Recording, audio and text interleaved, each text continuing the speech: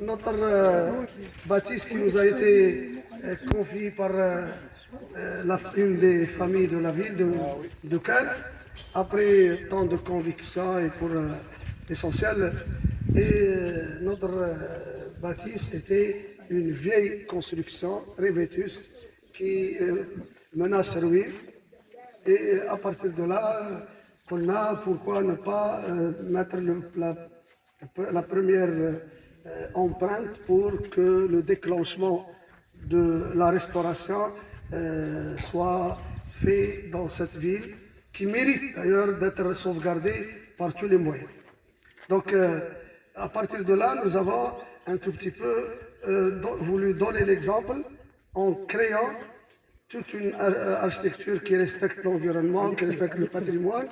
Et à partir de là, on a pris une décision de faire étude de diagnostic et de connaissance vis-à-vis de son état. Et à partir de cet état, on prend des décisions qui sont, disons, basées sur un diagnostic solide.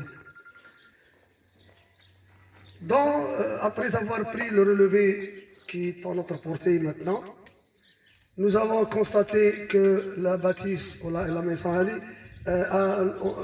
qu'elle fait deux parties. Une partie ancienne et une partie qui a été rajoutée par des constructions nouvelles, telles que la brique, telles que c'est un aggloméré en ciment, et avec des fissures qu'on a vu les rames graves.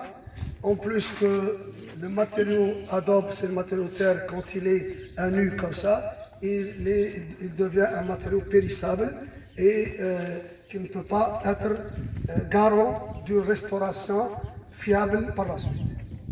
À partir de ces diagnostics, nous avons été convaincus, surtout nous avons aussi remarqué, quand vous voyez la maison limitrophe, que le sous-bassement aussi était détérioré et altéré à un degré irrécupérable.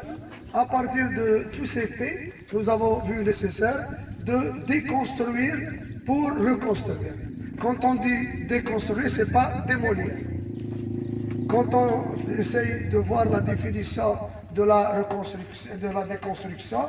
déconstruction exige on essaye de démolir d'une manière scientifique, d'une manière très, disons, posée, très lente, pour récupérer le maximum de matériaux de la même bâtisse pour en faire par la suite une récupération et reprendre ce que la maison lui appartient comme matériau et comme conception, bien sûr.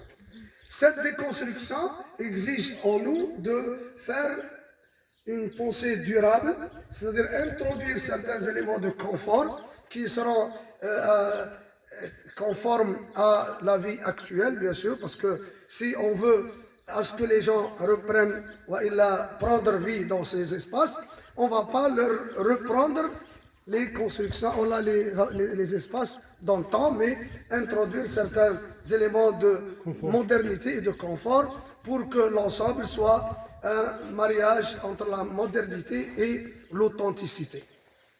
Alors, notre exemple va être un modèle de maison qui va être réhabilité en maison d'hôte, et cette maison d'hôte va garantir la résidence dans toutes ses dimensions, avec des espaces de confort, avec des espaces d'hygiène, et ainsi de suite.